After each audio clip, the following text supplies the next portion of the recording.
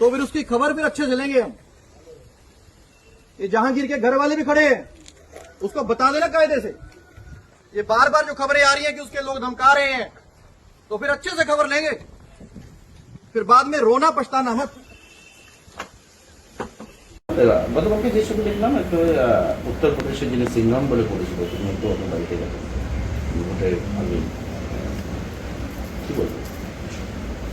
দেখুন, কালকে হঠাৎ করে 3টের সময় আমার অফিসে এসেছিল। এসে তখন আমি আমার অফিসের ভিতরে বসে আছি, আমি জানতে পারিনি ওরা এসছে।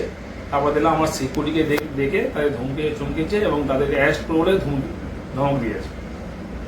তার কিছুক্ষণ পরে আমার অফিসের স্টাফরা বললো যে এরকম এসছে, পুলিশ অফিসার এসছে, সিআরপিএফ এসছে, এসে সিকিউরিটিকে ধমকাচ্ছে। তারপর আমি বাইরে বেরিয়ে ওদেরকে চাপ সৃষ্টি করলাম আমার সিকিউরিটিকে, যে তোমরা এসপির অর্ডারটা বানাতে দেবে, আমার কাছে আছো, আমার কথাটা শুনবে। ওরা ওখানে গিয়ে তুমি ওই ধমক চমকে কেন গিয়েছো বা কি এইসব বলার পরে চেনামি করার পরে ওরা আস্তে আস্তে চলে গিয়ে আমার পাড়ার ভিতরে গিয়ে আমার বাড়ির কাছে গিয়ে আমার বাড়ি থেকে ধমক চমক দিয়ে বড় বড় ডায়লগ কথা বলে চলে গেছে। কিন্তু যেটা আমরা ইলেকশন কমিশনের যে রুলস আছে, নিয়ম আছে, যে একজন পুলিশ অবজারভার এক্সিকিউটিভ অফিসার উনি পারেন না যে সশরীরে কোথাও উপস্থিত থেকে কাউকে ধমক চমক দেওয়া। ওনার যদি কিছু বলার থাকে লোকাল এসপিকে জানাবে, লোকাল থানাকে জানাবে, তাদের মারফতে কিছু করা।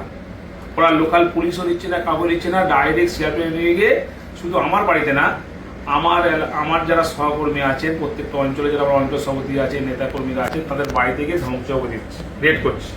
রাতে অন্ধকারে গিয়েও সিআরপিএফ গিয়ে আমাদের মায়েদের বোনদের উপর ধমক দিচ্ছে, শিলধ্বনি করার মধ্যে বুদ্ধি মারছে, কথা বলছে এবং ভয় দেখাচ্ছে। তাতে বাচ্চারাও ভয় পাচ্ছে, বাড়ির বয়স্ক লোকেরাও ভয় পাচ্ছে। কিন্তু তৃণমূল কংগ্রেসের নেতাকর্মীদেরকে এই ধমক চমক দিয়ে ভয় দিকে রাখতে পারবে না। উনি নিজেকে সিংহ মনে করে সিনেমার আর্টিস্টে, আমরাও পুষ্পা, ঝুঁকে গেনি। আমরা ঝুঁকবো সাধারণ মানুষের কাছে, আমরা ঝুঁকবো গণদেবতার কাছে। কোনো দিল্লির পুলিশ বা বিজেপির দালালের কাছে আমরা মাথা নত করবো না। জাহাঙ্গীর খান কি ভয় পেল? জাহাঙ্গীর খান ছোটবেলা থেকেই লড়াই করে উঠে এসছে। আমি সিঁড়িতে উঠিনি, লিফটে উঠিনি। আমি পঞ্চায়েত প্রধান 5 বছর ছিলাম, পঞ্চায়েত সমিতির সভাপতি 5 বছর ছিলাম। এই রানিং 2-3 বছর আমি জেলা পরিষদ পূর্ত পরিবার কর্মাধ্যক্ষ। আজকের আমি বিধানসভার তৃণমূল কংগ্রেসের জোড়াফুল থেকে প্রার্থী হয়েছি। আমি ছোটবেলায় যেটা দেখেছি শোলে বই, সে আমজাদ খানের জো আদমি ডর গিয়া আদমি মার গিয়া, জাহাঙ্গীরের ডিকশনারিতে ডর বলে কিছু নেই।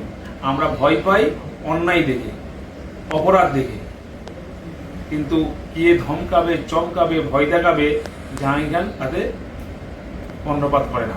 জাহাঙ্গীর যা পরিস্থিতি, কোনোভাবে যদি কালকে আপনাকে গৃহবন্দী করার চেষ্টা করা হয় তাহলে কি করবেন? আমাকে গৃহবন্দী করুক, কারণ আমি যতবার ইলেকশন হয় আমি আমার রুমের ভেতর থেকে কন্ট্রোল রুম খুলে ফোনে আমি সবাই যোগাযোগ রাখি, কোথায় কি পোল হচ্ছে না হচ্ছে, ভোট হচ্ছে করি। আমাকে গৃহবন্দী কেন, আমাকে যাই করুক, ফলতার মানুষ আমার সঙ্গে আছে, ফলতার মানুষ তৃণমূল কংগ্রেসের সঙ্গে আছে, ফলতার মানুষ জোড়াফুল চিনির সঙ্গে আছে।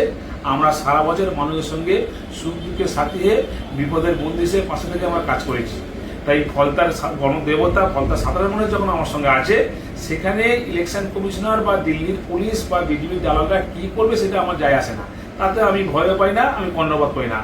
আমি সাধারণ মানুষের সঙ্গে ছিলাম, আছি, থাকবো, আর মানুষ আমার সঙ্গে ছিল, আছে, থাকবে। আগামীকাল ভোট, দীর্ঘ প্রচারের পর মাঝকে আটকানো পুলিং পিরিয়ড, তো কোনো চাপ অনুভব করছেন? আমি আপনারা দেখতে পাচ্ছেন তো, আপনারা আজকে এসছেন, দেখতে পাচ্ছেন তো, কোনো চাপ নেই।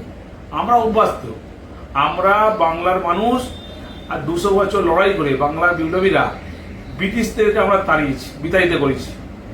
একইভাবে বাংলার মানুষ, ফলতার মানুষ এই বিজেপি নামক দলটাকে বাংলা থেকে উৎখাত করবে এবং বিজেপির জামানা জব্দ করে দেবে।